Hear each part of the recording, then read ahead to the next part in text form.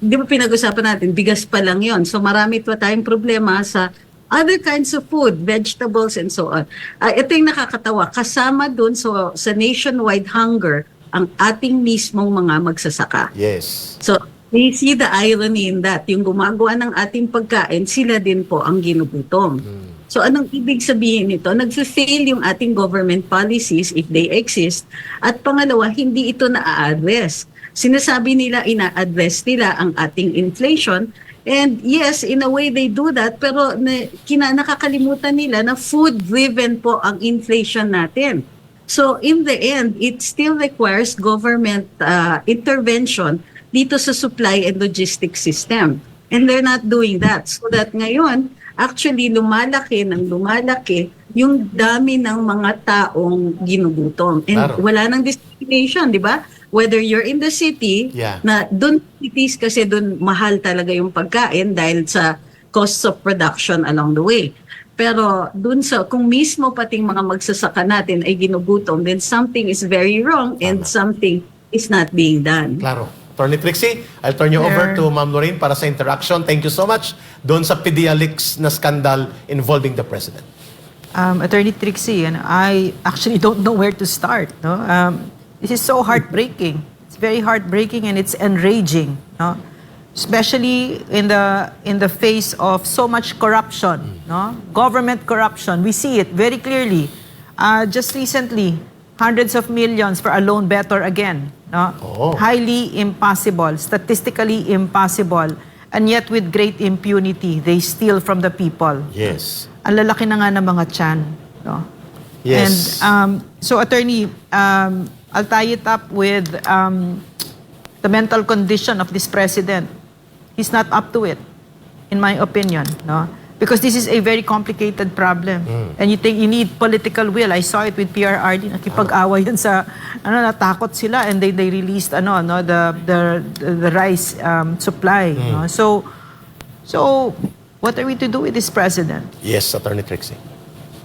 Itong PedeaLeaks tumatatak tuloy sa utak ng ating mga mamamayan. Particular na yung yung nakakakita kung ano yung issue na ito. Tandaan natin parang ito lang po ang mga programa dito sa stasyon na ito, sa network na ito, ang tumatalakay nitong issue na ito. Mabuti merong isang major network na nag-cover ngayon or pinag-uusapan, pero still tumataginting ang katahimikan ng ating media. Tama. Bakit? Kasi pag tumatak ito sa utak ng ordinaryong mamamayan, kailangan na rin questionin ang pag-iisip ng ating leader. Kung ang content nitong PedeaLeaks ay kailangan ng i-discuss at it goes into the health condition of a leader, magtatanong ang taong bayan nasaan, meron bang competence? Kung long-term use ang pinag-uusapan natin sa illegal na substances, mayroon pa bang capacity to make competent decisions? Diba kailangan yung pag-usapan, di ba nasa saligang batas natin yan? Tama. Ang state of health ng ating Pangulo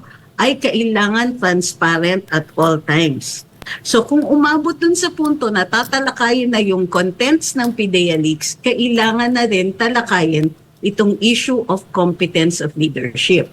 Walang choice, tutungo at utungo doon. And because the people have the right to know about the state of health, whether it is mental or physical, Doc Lorraine, alam niyo yung epekto ng mga illegal na substances sa brain and even sa thinking, then it is something that the people will have to seriously discuss and demand sa administrasyon na sabihan nyo kami, ito ba ay totoo? Kailangan ba natin pag-usapan ang competence of decision making? Ito ang pinaka leader natin, the most powerful person. Sabi nga ni Doc Lorraine, the most powerful person in the country, nasa kamay niya ang mga desisyon tungkol sa ating welfare, sa ating well-being. Kung ma-enforce yung ating mga batas, nasa kanyang kamay yun. Pati yung direction ng bayan. And we always have the right to know if his decision-making is still competent. Yes, that is very crucial, Attorney Trixie. Sapagkat yun yata ang gustong tunguhin ng revelation ni Ginoong Morales. Bakit siya naglalantad at nagtataya ng kanyang buhay at ng kanyang security ng kanyang pamilya at mga mahal sa buhay sapagkat gusto niyang i-account ang Pangulo ng Bansa, si Pangulong Marcos Jr., sa kanyang malalim na involvement sa drug abuse. Sabi mo nga, it already affects not only the integrity of the office of the President but also the trust and confidence of the people kung siya ay fit to govern and continue to discharge the functions of the President. Tama po ba na dito mo rin tinitingnan ang value ng paglantad officially sa Senado ni Ginoong Morales?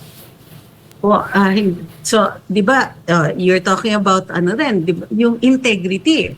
So, while the criminal aspect cannot be filed at this time given the President's immunity, parang yung sa taong bayan yung desisyon. Unang-una, may election tayo 2025. At syempre, naghihikayat, political animal ang Presidente.